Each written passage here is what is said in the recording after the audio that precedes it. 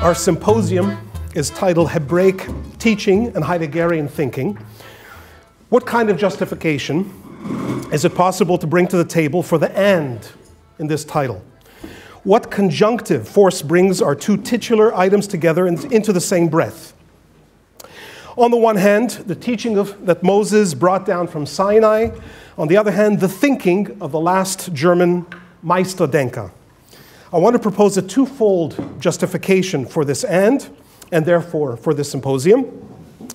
It goes without saying that my friends and senior scholars, Elliot Wolfson and Peter Travny, may not agree with my justification. Indeed, that they may strongly disagree. I kind of hope they do, actually. I offer my justification here simply in a way that one offers a champagne bottle to the bow of a new ship about to be launched to the sea.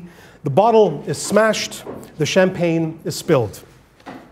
The first fold of the justification for the "and" is one that I would like to call an esoteric one. At the beginning of his great study, I should have brought a copy with me, Heidegger and Kabbalah, which is surely not just the biggest study, but truly the most profound and the greatest study that we have today of Heidegger and Judaism. And I'm not talking about Heidegger and anti-Semitism, but actually Heidegger and Judaism. In Heidegger and Kabbalah, Elliot Wolfson notes how, in his numerous academic labors over the years to elucidate Kabbalah, he found it useful again and again to avail himself of Heideggerian themes and trains of thought as hermeneutic tools for his task. This self-reflective observation seems very significant to me. Most immediately significant, I think, is how Heidegger's thinking crept up on Eliot's work of elucidating Kabbalah. After years of steady encroachment, the pressure of the growing mass of affinities became sufficiently forceful that a large systematic study comparing Heidegger and Kabbalah simply had to be written. The ineluctability of this task is what is significant, I think. It bears the mark of a purely scientific discovery, like Alexander Fleming's discovery of penicillin. Fleming, as you know, was not looking for penicillin.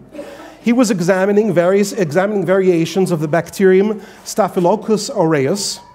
His discovery of penicillin came by accident when he noticed how in a certain petri dish, which had been accidentally contaminated with a blue-green mold, the bacteria didn't grow around the mold.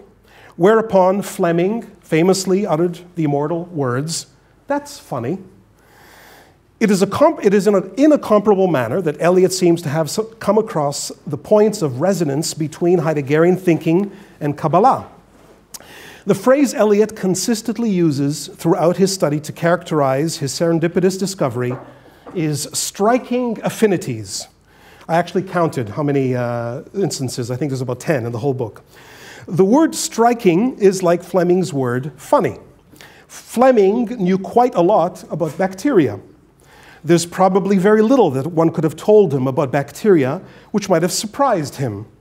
When he remarks, "That's funny," therefore, he is evidently being confronted by something that even his vast knowledge of bacteria had no intellectual categories for registering. It is this special quality of the unexpected, the surprising, the striking, that is a strong mark of scientific discovery. It is with Eliot's scientific discovery, and I want to emphasize the word scientific here.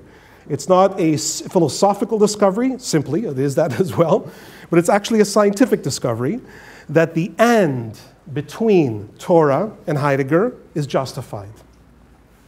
Now, to push the justification a bit further, I permit myself a question which I hope Elliot will address in the seminar. Elliot has brought his wide scholarship as an intellectual historian, among other things, to bear on his discovery and has proposed several lines of influence along which Kabbalah has taken a winding underground route before resurfacing in Heidegger's thinking. Pico della Mirandola, Christian Knorr, von Rosenroth, Meister Eckhart, Jakob Böhme, and finally Schelling. These are some of the key names on the route. At the same time, Elliot has insisted that what he takes to be more decisive than any possible traceable line of influence, in other words, of historical literary influence, is the conceptual dimension, and that's actually his word. He uses the word conceptual. The conceptual dimension wherein Heideggerian thinking and Kabbalah find their bold affinities. And here's where my question lies. It's a question concerning what I would call, if I may borrow a term from Immanuel Kant, the transcendental preconditions operative in this conceptual dimension. What transcendental conditions make it possible, conceptually speaking, for Kabbalah to have an affinity at all, and hence any influence at all upon Heideggerian thinking? Do the affinities between Heidegger and Torah indicate or intimate transcendentally an inceptual poetry, which I think is one way to translate the Maaseh Bereshit, inceptual poetry. In other words, Bereshit is the beginning, and poiesis could be translated as Maaseh, whereby the Greco-Western civilization, no less than the Judeo-Western, is built as an act of language and literature, a house of being, to use Heidegger's term, such that this house is designed in accordance with something like what William Blake called the great code of art. William Blake coined this last phrase to explain how Western literature is influenced in a total way, in a great horizonless way, by the Bible. And Northrop Frye, a professor that I had the honor to hear when I was a young man in Toronto, he was one of the great Canadian professors of literature at my alma mater at U of T.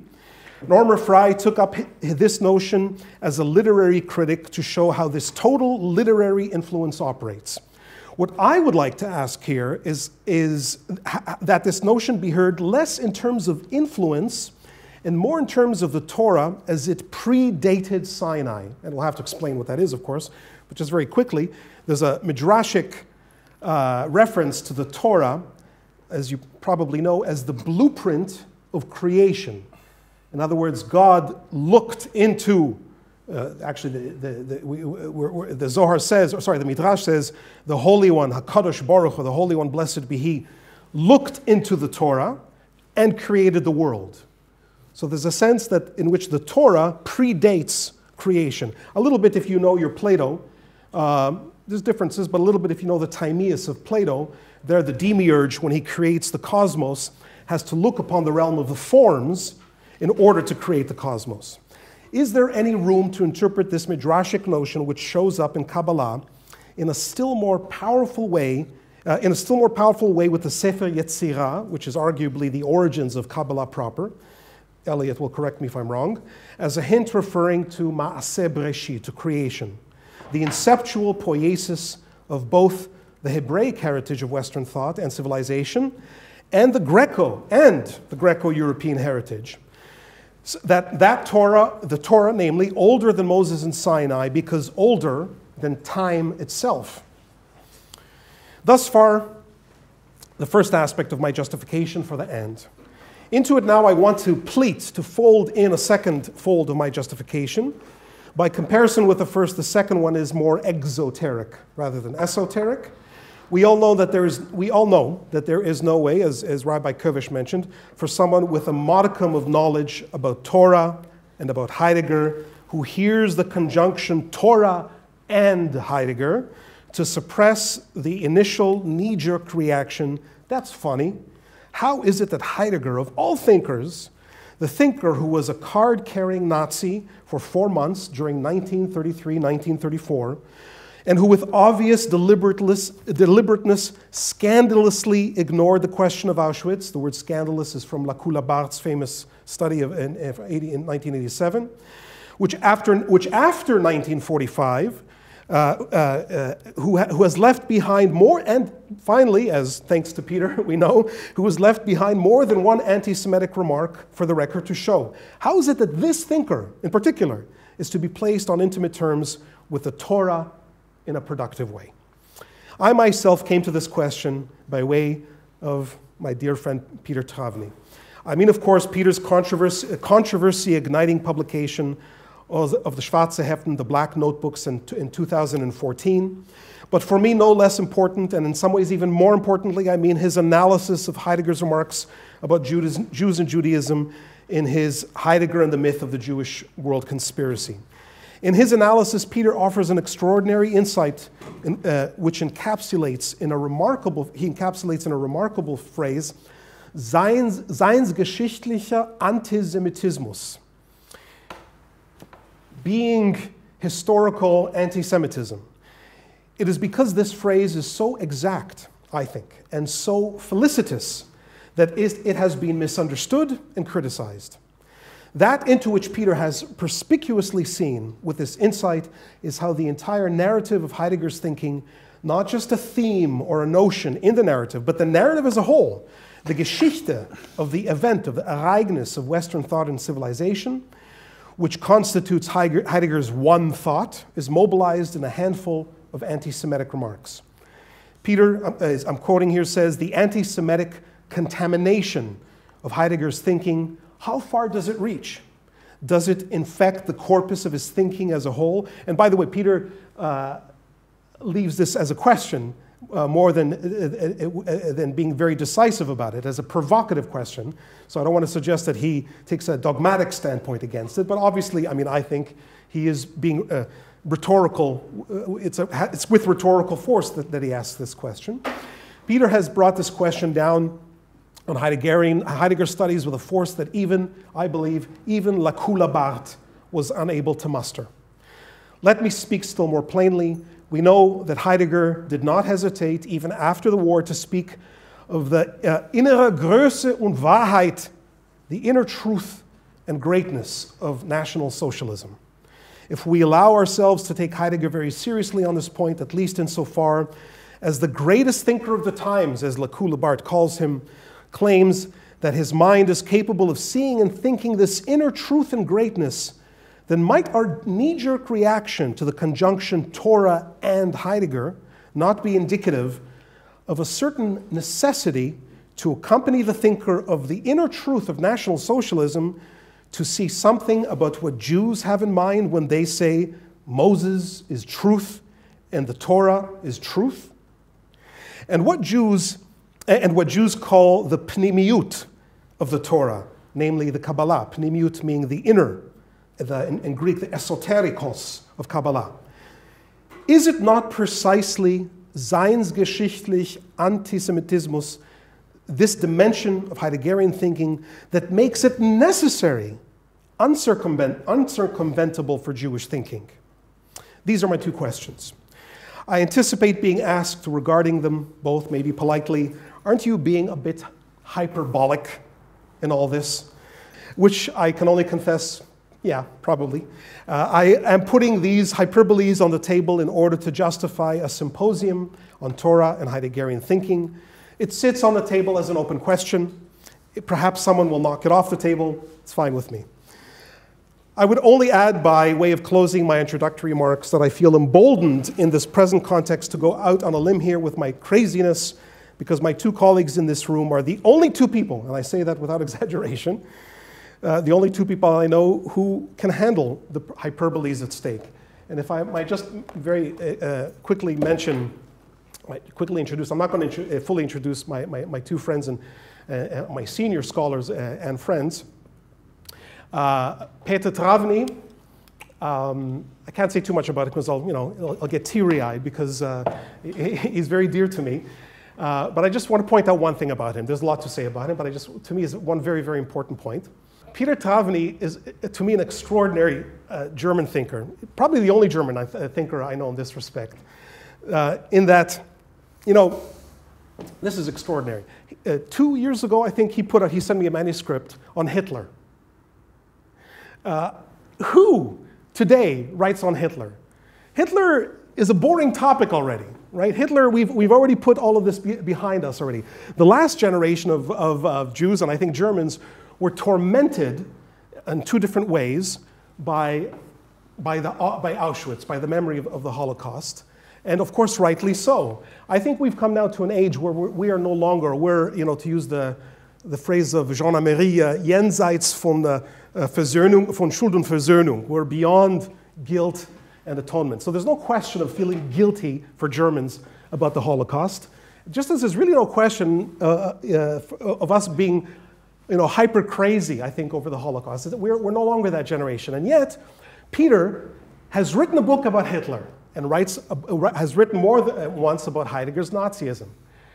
To me, this is incredibly important because it shows that Peter, like me, I'm also obsessed with Hitler and with Nazism and with Heidegger.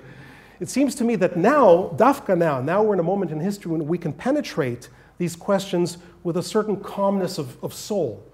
We're not crazy anymore, and now we really have to look at these questions. And most people, of course, don't even care about it anymore. It's a stratum deep under the earth, and we don't care anymore. I think one of the great things that Peter has done as a philosopher has kept this question open. And I would say one more thing. Peter's gone even further than that, and I believe he's gotten a little bit of flack for this. Peter is not just somebody who writes on Hitler and anti-Semitism and all that. Peter's actually interested in Judaism, not in anti-Semitism, in Semitism, which I think is an extraordinary thing. Elliot Wolfson, whom I met, I guess, almost 30 years ago at AJS, I think first time I ever met him, I gave a paper. I was a very young guy. I was still in graduate school, and I gave a paper on Levinas, and Elliot came up to me after this, I delivered the paper, I remember he came up to me, he said, "Wow, Michael, wow, that was great." And I almost melted when, in his presence, because I knew what a great scholar he is. And 30 years later, I have to tell you, I feel pretty much the same way. The feeling has not changed. We had a Zoom conference not long ago, all of us, about the Ashkenazium. And when I introduced everyone, I introduced Elliot as one of the greatest Jewish academics, if not the greatest Jewish academic around. I'd like to go out on a limb out here and qualify that statement, change it a little bit, and I might be disagreed with. Maybe Michael Kochin will disagree with me, or people who know more than I do. I'm not sure that Elliot is the greatest Jewish academic around. I'm afraid that he's the only one around. There's one other person I might think of, but I have my doubts about him. I'm afraid that Elliot might be the only one around. And I mean that in the sense that if you take the two words, Jewish academic, in a strong sense, by the way, I know this sounds like flattery, but it's not. It's not. If you take the two words very seriously, on the one hand, Elliot, as I hope you know, or some of you might know, is an extraordinary scholar, especially of Kabbalah. So in that sense, there's no question that he's one of the greatest Jewish academics around. That's obvious. If you just look at Elliot's footnotes, his publishers we discussed this, his publishers have a hard time with his footnotes. I said, Elliot, why don't you put the footnotes at the bottom of the page? But for the publishers think it's overwhelming. The footnotes are the stuff of scholarship. That's what shows scholarship. It shows a thoroughness of scholarship that Elliot, among a few others, is a master of. I mean, we can put him in the camp maybe of Moshe Idel, Rachel Elior, whatever. There are other great scholars around. However, besides that, I don't know personally any such Jewish scholar who's academic in the etymological sense of the word. The word academic the word academia is the name of a borough, of a bezirk in ancient Athens, where Plato founded the very first school, and it was named after the borough, Academia. There are no academics I know who have both a scope of scholarship that Elliot has, and who are also philosophers. We sometimes forget that Western academia starts with philosophy, specifically philosophy, nothing else. Not with chemistry, not with biology, not with mathematics.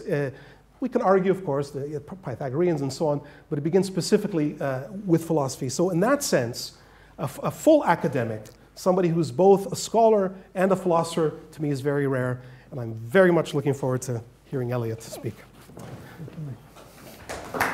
Thank you.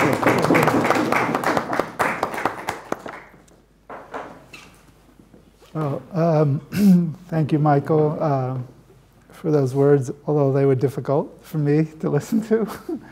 So there are, as you heard, there are 2 sessions. There are 4 parts to my presentation.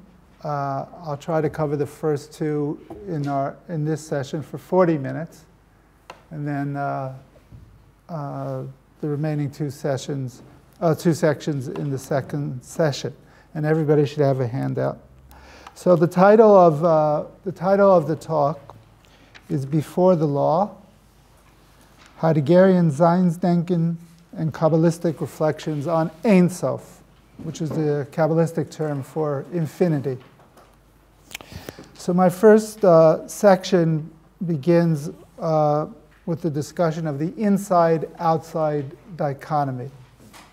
So it's a little broader than the specifics of this symposium, but it's obviously very relevant to the thematic and conceptual framing. So let me begin. The symposium is framed in terms of a binary between Hebraic teaching and Heideggerian thinking. On the face of it, there is no reason to question the legitimacy of such a framing, as there are obvious differences between these two intellectual orbits, perhaps of an irreconcilable nature. In all candor, my monograph on Heidegger and Kabbalah, which has been referenced, has been criticized for subverting this allegedly insurmountable dichotomy. And thus I have been charged with the transgression of bringing an idol into the sanctuary, allowing the irredeemably pagan Heidegger into the true home of Judaism, which is the Torah.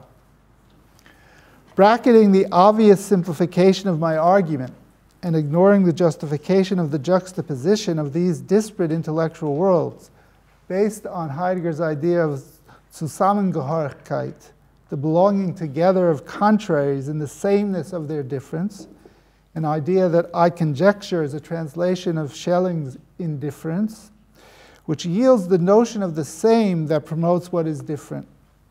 It is a travesty and hardly deserves a serious response for an academic review that demands of a scholar to avoid placing an aspect of Jewish thought in conversation with Heidegger. In less rhetorically abrasive and demeaning terms, Michael comes to a somewhat comparable conclusion, I feel, in an interview recently given in conjunction with this symposium. This will be the first quote on the handout. Now, responding to the question if Kabbalah is helpful to understand Heidegger's ideas, and I agree with Michael, the question itself is a little bit too broad, but nevertheless, this is the response that it yielded. So this is the first text. I would only add that Kabbalistic motifs may be useful for understanding Heidegger to a rather limited extent. Kabbalah is in reality far more complex than Heideggerian thinking. The simple reason for this is that Heidegger is one genius, while Kabbalah was composed over millennia by an army of geniuses. But the deeper reason is that Kabbalah entails the truth of the whole of Jewish literacy, beginning with the Torah, and so Kabbalistic truths are predicated on depths of Jewish wisdom that are simply out of reach for Western thinking, Heidegger included. Those are Michael's words verbatim. Now, the beginning of Michael's remark, I think, alludes to, alludes to what he said in response to the earlier question in this interview concerning the correspondence between Heidegger and Jewish tradition. And there, Michael invokes my work on Heidegger and Kabbalah, and makes, more specifically, and you also heard this orally in the introductory remarks, he refers to the affinities I highlighted, or striking affinities, between the Heideggerian history of being and the story of creation in Lurianic Kabbalah, related more specifically to the emphasis on the withdrawal of being in Heidegger's account of the givenness of being, which is the givenness of time, and the Kabbalistic myth of Tzimtzum, the contraction or withdrawal of the infinite to make space for beings that are ostensibly other than the all-encompassing infinite. But as Michael continues, and now I'm quoting, this is the second citation, it is necessary to show how Rabbi Isaac Luria's account of Maaseh Bereshit is ultimately radically different from Heidegger's account of the event of being. But this can only be shown after we follow Wolfson's meticulous explanation of how the two accounts display an amazing affinity. Now, I have endured worse criticism in my life, trust me. But it is obvious that despite the praise that Michael offers about me, in a fundamental way, he is offering a challenge to my work, according it at best a preliminary role or a propedeutic role in allowing one to demonstrate the discrepancies or the discrepancy that would undermine my juxtaposition of Heidegger and Kabbalah. Of course, I would not disagree that many aspects that are crucial to the Kabbalists, rooted in the larger world of Jewish wisdom and practice, have nothing to do with Heidegger. And conversely, many aspects that are crucial to Heidegger have nothing to do with the Kabbalists or with Jewish culture, literacy. I have even said on record that one does not need Heidegger to read Kabbalah. And let me cite, this would be the third citation on the handout. I'm citing here verbatim from an interview conducted by Chava Tirosh Samuelson and Aaron Hughes, which appeared as the last section of this volume, which contained several of my essays. And the question that was put to me was whether, quote, whether you need Heidegger's philosophy to make sense of Kabbalistic texts. After all, the question continued, Heidegger's language is very peculiar and has its own idiosyncratic markers that do not help us interpret the Kabbalistic text. So this was the assumption of the questioner, who was Chava Tirosh Samuelson. So she already reached a judgment. So how open was her question? Not very open, but nevertheless I responded. And this is what I said. You don't need Heidegger to read Kabbalah. In this regard, Heidegger is not unique. No one tool is necessary or sufficient.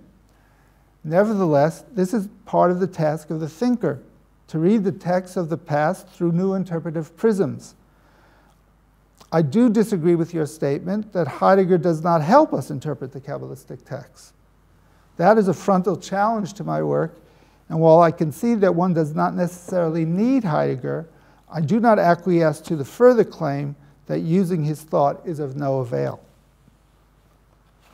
Now, as I have argued in my work, and as I will reiterate in this presentation, the elucidation of the nature of Kabbalistic esotericism in particular, the notion of secrecy, which is so vital and crucial to the mindset of the Kabbalists, has benefited from a Heideggerian analysis.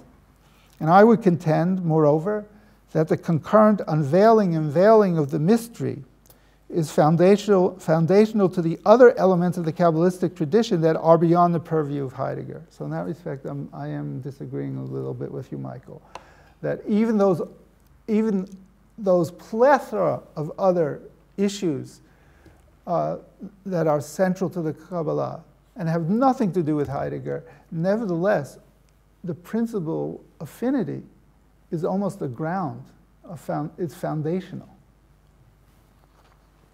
Now, again, this does not mean, of course, that I am ignorant of the fact that so much of the Kabbalah has nothing to do with Heidegger, as I've already said, and so much of Heidegger has nothing to do with the Kabbalah. And naturally, I concur with Peter's statement in the interview that he did in conjunction with the symposium, and I quote, Heidegger took no real interest in the Jewish religion. His knowledge of Judaism was meager. That's certainly the case. Now, I accept that evaluation without qualification. Nevertheless, I am brought back to the question of the binary of Hebraic thinking and Heideggerian thinking, or Hebraic teaching and Heideggerian thinking. In many of my publications over these decades, I've problematized the dichotomy of exteriority and interiority. And I provide for you 3 examples of it. So the first one, which will be text number 4 in the handout, was from an essay I wrote in 1988 called Hebraic and Hellenic Conceptions of Wisdom in Sefer HaBahir. Sefer HaBahir is usually thought to be the first Kabbalistic text, even though scholarship now is questioned what exactly this means. Was it really a text?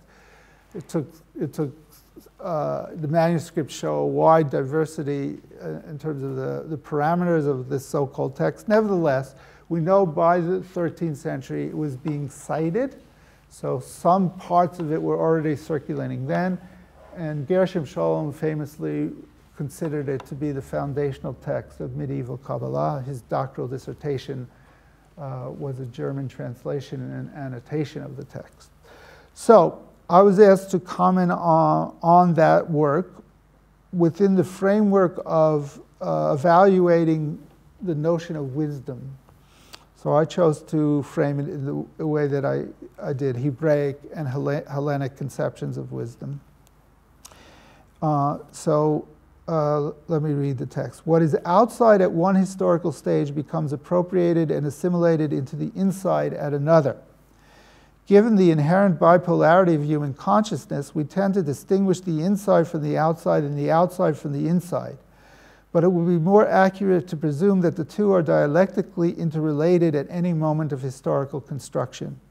That is, the process of appropriation and internalization of an external influence occurs by means of a creative leap, through which the boundaries are traversed, resulting in the destabilization of the inside-outside dichotomy. To the extent that this destabilization is mollified and the outside becomes inside, the cultural balance is regained temporarily, so that for the moment one knows one's bearings. To apply this model more specifically to the Hebraic-Hellenic dichotomy, what is inside assumes the position of the Hebraic pole, and what is outside that of the Hellenic pole. But this spatial orientation is always subject to disruption by the creative mind, which challenges the dichotomy by looking outside in, as in the case of the heretic, or inside out, as in the case of the radical believer.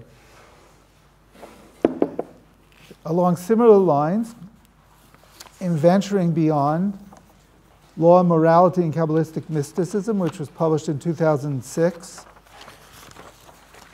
I elicited the disruption of the boundaries of inside and outside from Kafka's celebrated parable Before the Law, which he inserted into the trial. And I chose this one because of the emphasis here on the law, right? Because we would think, well, okay, it's no question, if you focus on Torah, right? I mean, what are we talking about here, right? There's this obvious disjuncture between Heidegger and Judaism, right? But look what we can elicit from Kafka's parable. This is the lesson, this is text 5. This is the lesson the priest set out to teach K through the parable. The obsessive desire to get out from under the authority of law, and parenthetically, many scholars of Kafka said he's referring here to Judaism, and by Gesetz he means the Torah, is equivalent to the intractable urge to enter the door through which one would access the law that cannot be accessed. The man is outside the law, or before the law, not because he wants to go in, but precisely because he is already inside. That is, the inside is the vantage point from which he imagines that he is outside. The relentless quest to enter indicates that one has never exited. Being outside is what it is to be inside. That's, I believe, the paradox of Kafka's parable. You know, maybe I'll skip the next one, although you can read it on your own because it's quite long, and it invokes Derrida, but I'll skip it in deference to time. But just the last part of that I will just mention here. So that the deeper the resemblance, the greater the need to discriminate. And in this context, I was speaking specifically about the relationship between Judaism and Christianity in the Middle Ages, and even more specifically in the 12th through the 14th centuries, which was a period of intense polemics, right, and forced conversions. So what I was saying there is, you know, what it seems actually is that the need to discriminate is itself impelled or engendered by the discernment of resemblance, of closeness. So Heidegger and Kabbalah, which is a book that took me 40 years to research, probably, and 4 years to write, is a culmination of my efforts extended over many decades to think in a manner that is not beholden to the binary of what is indigenously Jewish and endemically not Jewish. Now, in the introduction to that monograph, I state emphatically that the basis for my comparative analysis is Heidegger's notion of dasselbe, which he contrasts with das Gleiche, the same versus the identical. And one might consider these two words to be synonymous, but in the Heideggerian lexicon they are antinomical. Sameness preserves difference, whereas identicalness eradicates difference. To speak therefore of ideas in Heidegger as being the same as what may be culled from Kabbalistic material intentionally means that the difference is not obliterated. It is in that spirit that I wrote, this is text number 7, "It is my hope that the juxtaposition of the ostensibly incongruent fields of discourse, the belonging together of what is foreign, Heidegger and Kabbalah, will not only enhance our understanding of both, but in an even more profound sense will serve as an ethical corrective of their respective ethnocentrisms, thereby illustrating the redemptive capacity of thought to yield new configurations of the unthought, colluding on disparate paths of contemplative thinking." So Hebraic teaching and Heideggerian thinking belong together only because of the unbridgeable chasm that keeps them separate. Sameness is discernible through difference, but not in a dialectical way a la Hegel that sublates the disjuncture of their conjunction. Heidegger and Kabbalah, the end connects that which remains disconnected, like a bridge. Right? A bridge serves its function insofar as it connects that which perforce remains separate or disparate. Okay, that's section 1. So now section 2 is called Abram HaIvri, Abram the Jew or the Hebrew, worldlessness and the unhomeliness of the mystery of being at home. Now, I commence my reflections with the insistence of Derrida that the alterity, the otherness of Abraham, emblematic of the existential facticity of the Jew, or being a Jew in the world, is not only determined by the deprecatory othering of the non-Israelite, but by the scriptural demarcation ha'ivri, the Hebrew, from Genesis 14:13, which, according to a midrashic explanation offered by the rabbis, is related to the description of Abraham as the immigrant who was brought to the land of Canaan from across the river, Me'ever HaNa'ar, the Jordan, of course, and that's taken from Joshua 24:3, and who also spoke Hebrew, a different language. So he comes from another place, and also linguistically he's distinguished by speaking another language. As one who unremittingly originates from another place and who converses in a foreign language, the Jew, the Ivri, is always marked as the self that is other in relation to the environment, and thus is subject to persistent deteriorization. Expressing the scriptural imagery in Gnostic terms, Abraham can be described as a stranger in the world at large, a foreigner to all nations and their respective lands.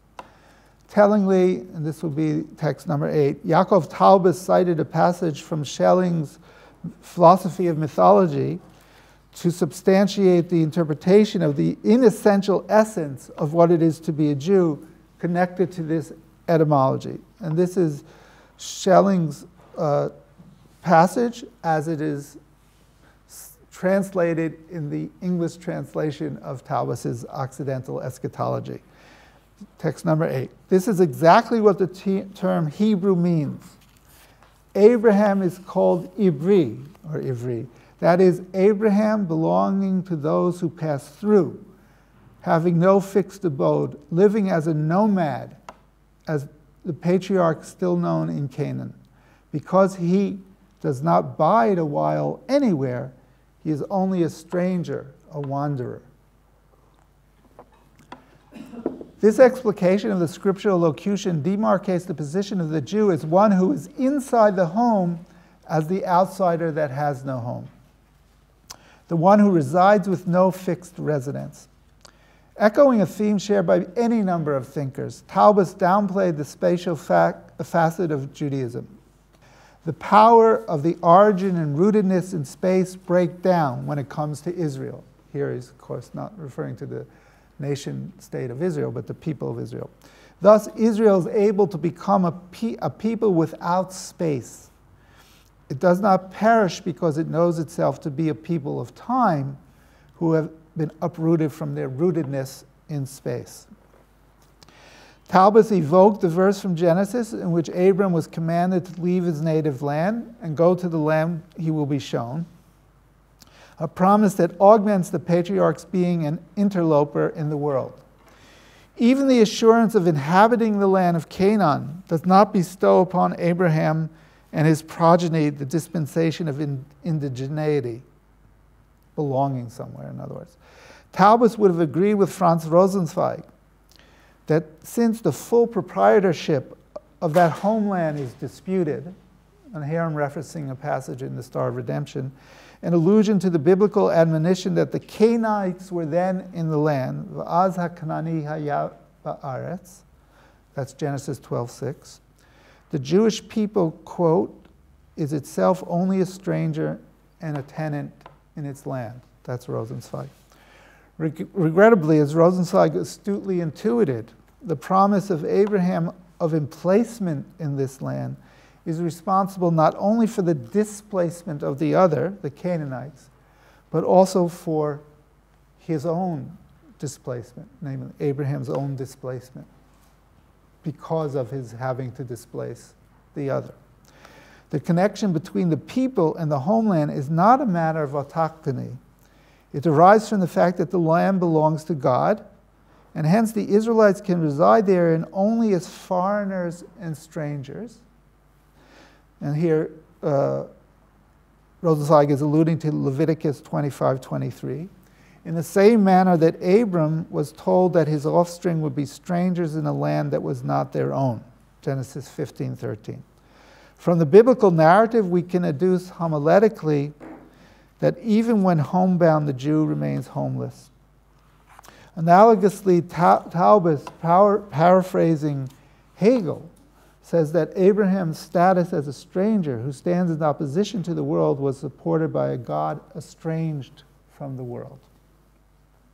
Taubes' apocalyptic Gnostic view of history is pithily summarized in a statement he made, I think rather late, I forget the exact date, but several years before his passing, that time is distress. So the nature of time, temporality, is distress. In suffering time as transient beings, we partake in the suffering that is time. And thus, without the cessation of our being, the temporal torment would be insufferable. In other words, death in that sense has a salvific effect. It puts an end to the suffering that is time. The inexorable tensiveness of our finitude, this is all Taubes, the ontologizing of time that would preclude any opening to the alterity of an infinite transcendence a la Levinas, points to the inescapably tragic and solicitous complexion of our being in the world. Perdurance consists of passing away.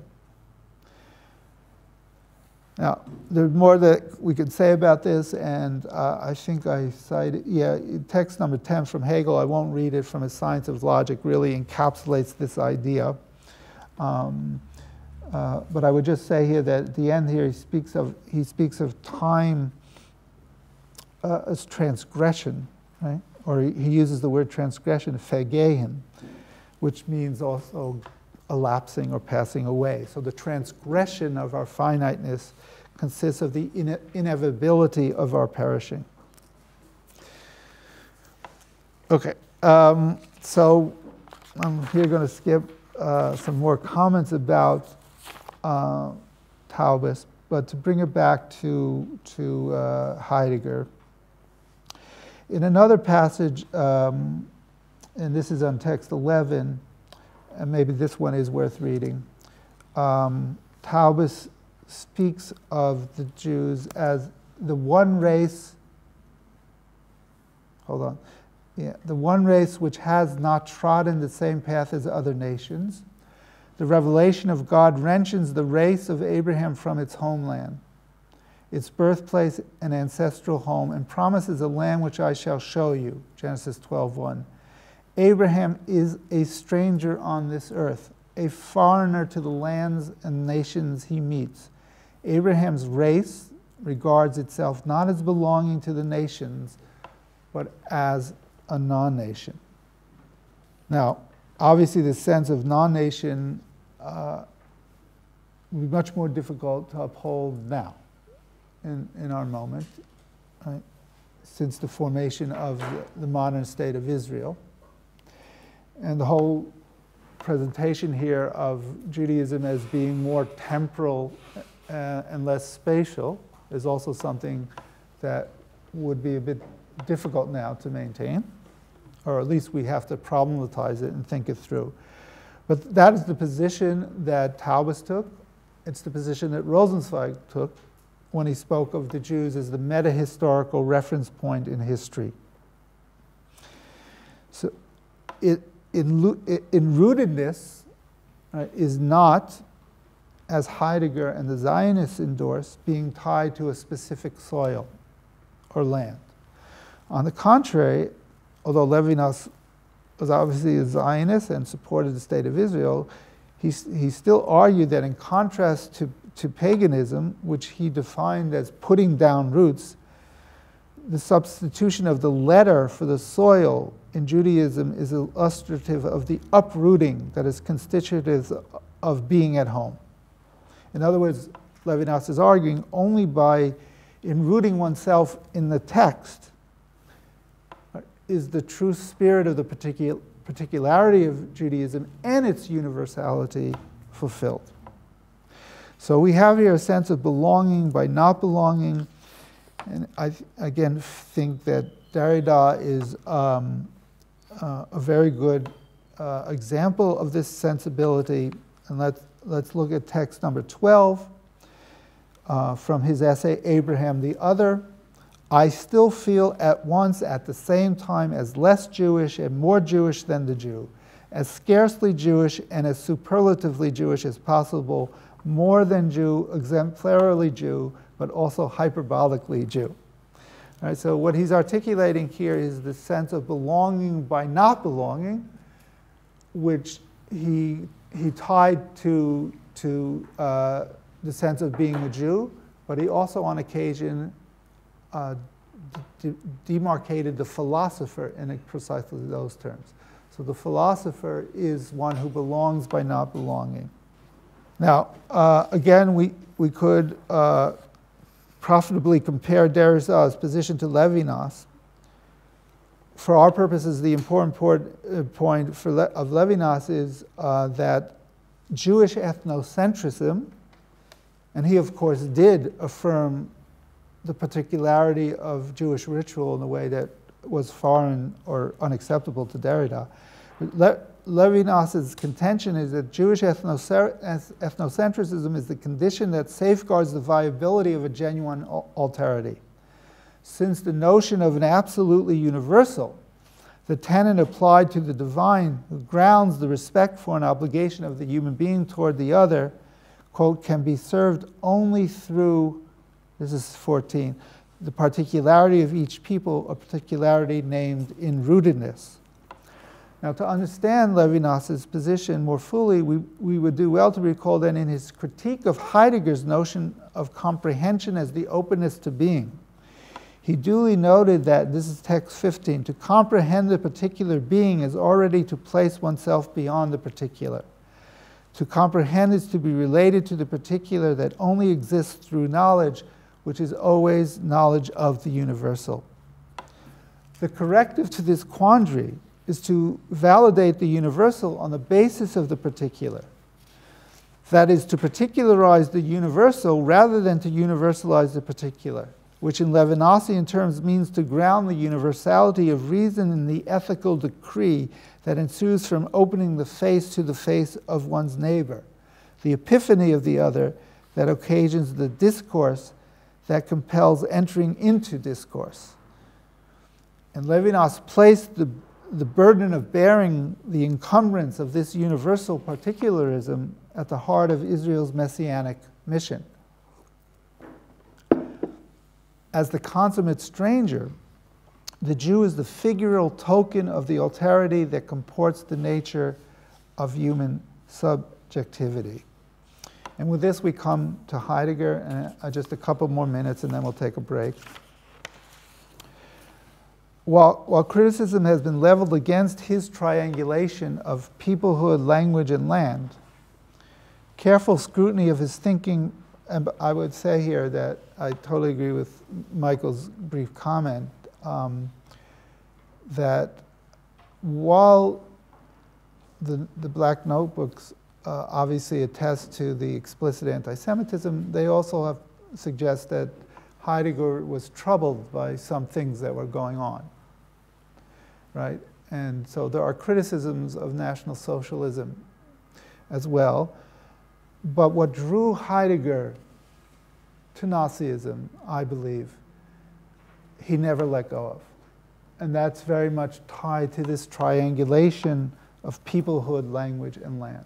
I don't think he, I mean, I'll happily be corrected, but I don't think he ever let go of his chauvinism with regard to the German people, to the German language, and to the German land. So even though that's all the case, careful scrutiny of Heidegger's thinking poetics demonstrates that he celebrated the Unheimische, the unhomely, as essential for the possibility of being home in the world. And I'm citing his precise words from his essay on Hölderlin's poem Der Erste. This is text number 16. The unhomely is deprived of the homely. Deprivation is the way in which the unhomely one possesses the homely. Or to put it more precisely, the way in which whatever is homely possesses the unhomely one. What becomes manifest in these relations is the uncanniness itself. Uncanniness being the Unheimlichkeit. Namely, presencing in the manner of absencing, and in such a way that whatever presences and absences here is itself simultaneously the open realm of all presencing and absencing. So for Heidegger, the uncanniness exhibits a counter-turning, Gegenwendigkeit, a turning to self that is a turning away from self. And the prefix of Unheimische on this score does not signify the negation of being at home or the lack of a home, but rather the interplay of presence and absence, such that the absence of being at home is the way of being present at home. And this would be even for the Germans. They come into their own. To come into their own means to belong to a fatherland, but whatever is of the fatherland is at home only in relation to what is alien to the Mother Earth. And so, text number 17. This coming to be at home in one's own in itself entails that human beings are initially and for a long time and sometimes forever not at home. And this in turn entails that human beings fail to recognize that they deny and perhaps even have to deny and flee what belongs to the home. Coming to be at home is thus a passage through the foreign. Coming to be at home is a passage through the foreign. Now, in fairness, the foreign here is most probably related to Greek and Greece. Right? So he's talking about the relationship of Germany and Greece. I don't deny that. But I do think that there's a surplus in Heidegger's words, and we can expand them beyond his own more limited purview. But in any case, this strikes the ear as the precise obverse of the Nazi conception of the indigenous and the demeaning of the non-Aryan, an idea affirmed elsewhere by Heidegger himself in his insistence that the homeland is not only rootedness in the soil, but also, quote, the way of being of a people when it interacts with the outside, when it becomes a state.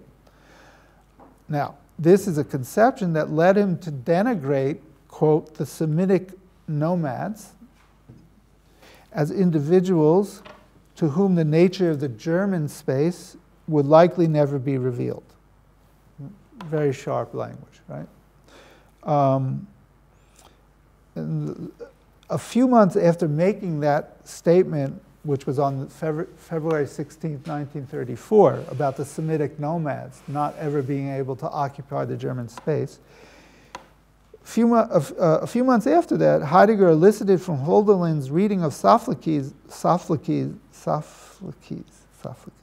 in the lecture course on Germania, delivered in the winter course 1934-1935 at University of Freiburg, that the presence of being at home can be experienced most acutely in the absence of not being at home, occupying the other place that is always the place of the other. And this is text 18. The uncanny means that which is not at home, not homely within whatever is homely. Being unhomely is no more deviance from the homely, but rather the converse, a seeking and searching out the homely, a seeking that at times that does not know itself. Heidegger deduced from Hölderlin, whom he considers the first to experience existence poetically, the German need of being unhomely. That is the law, what he refers to as the law of destiny, which sends forth the poet into the foundation of the history of the fatherland. And this entails the love of not being at home for the sake of being at home. So there's more to say here, but I'm going to kind of sum it up here.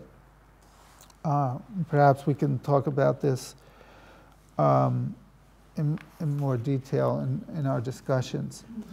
But I would say that ironically enough, Heidegger, although Heidegger clearly gave voice to the anti-Semitic trope of the worldlessness of Jewry, as Peter has written, grounded in a tenacious facility to calculate, manipulate, and interfere. That's what he says about the Jews. The caricature of the Jews as a people without place denotes in his thinking a form of philosophical dehumanization in both temporal and spatial terms, given the fact that the basic comportment of Dasein's existence, the means by which the individual and the people to whom the individual belongs can achieve the surmounting of self. That is all to be measured by the sense of in der Welt sein, being in the world. Nevertheless, he provided one of the more sophisticated conceptual explanations of the diasporic sensibility that has informed Jewish thought for centuries. A sensibility encapsulated as well in Rosenzweig's assumption that insofar as the eternal people are shaped historically and phenomenologically by revelation, it follows that they must continually endure disenchantment in nature. And just to remind you, there's precedent in German philosophy for Heidegger, Schelling, Hegel. So he's building upon their insights regarding this dimension of what it is to be a Jew in the world. The yearning for a homeland, accordingly, cannot be ascertained by metrics of rootedness in a particular land. Of course, this is where there is a break with Heidegger. Even in the land that is promised to them as part of the scripturally mandated covenant with God. And I won't go over all of this territory, but just this is the final thing I'm going to say before we break. And this brings us back to the inside and the outside. So I'm going to give you an example from the Zohar. The Zohar is the major work of Kabbalah, which begins to emerge in the 13th century in the region of Spain, Castile, although it took several centuries before it actually took the shape of the book that was printed in the 16th century in Mantua and Cremona. But it begins to be written and redacted in the 13th and 14th centuries. It is the bulk of the book is written in Aramaic. Okay? There's also Hebrew, of course, but the bulk of it is Aramaic.